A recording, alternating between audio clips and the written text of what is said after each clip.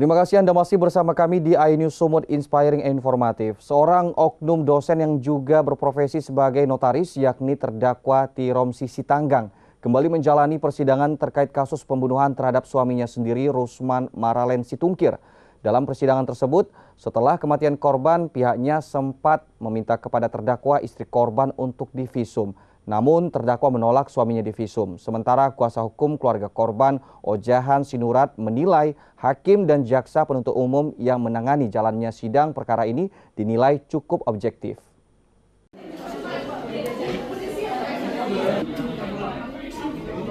Sidang lanjutan dugaan pembunuhan Rusman Maralen Situngkir oleh istrinya yang juga seorang dosen dan notaris di Pengadilan Negeri Medan kembali digelar.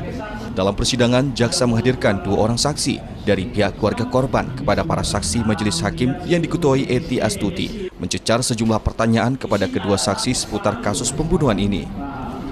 Di mana para saksi mengaku awalnya mendapat kabar kematian korban di Rumah Sakit Advent Medan. Setelah saksi mendatangi rumah sakit dan menanyakan kematian korban, terdakwa lalu menyebut kalau korban tewas meninggal dunia akibat kecelakaan di depan rumah. Sementara saat kejadian, pelaku sedang membersihkan mobil. Namun saksi Anggiat Situngkir meminta korban untuk divisum. Terdakwa justru menolak dan menyebut kalau dirinya menyaksikannya langsung kejadian kecelakaan tersebut.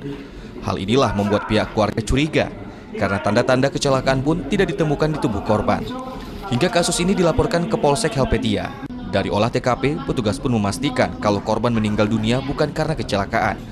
Anehnya, terdakwa justru sempat mendatangi saksi dan meminta berdamai serta mencabut laporannya. Lalu tidak mau dia visum. Ada 2 kali itu, kalau kita ikut tadi kan agak sedikit aneh juga ya. Pertama, tapi itu pun diakui si terdakwa sendiri, bahwasanya dia katanya tidak mau visum dikarenakan alasan sakramen. Tapi ya ini kan kembali kepada, ini kan sekarang kan seperti penjelasan majelis tadi, kita duduk di sini karena undang-undang, oleh karena itu terjadinya pun ini semua ya kenapa terjadi pun karena undang-undang juga. Tidak ada bisa kita kaitkan karena ada sakramen, akhirnya tidak diperbolehkan yang namanya otopsi. Dia dikatakan istrinya tabrakan. Saya lihat luka-lukanya itu sesudah di rumah sakit itu bukan sebenarnya tabrakan. Dia di hidungnya itu ada lubang, di sini pun ada lubang, di sininya bengkak. Jadi saya lihat itu tidak wajar. Sehingga saya sudah dibawa di kampung, kami berembuklah ke keluarga melihat cerita ini kok nggak jelas dia matinya. Saya laporlah di Polsek tanggal 27 Maret itu. Ojahan Sinurat, kuasa hukum keluarga korban, berharap kasus ini diusut tuntas. Sementara sidang dilanjutkan pekan depan untuk kembali mendengar saksi-saksi dari pihak keluarga korban. Dari Medan, Adi Palaparahap, iNews laporkan.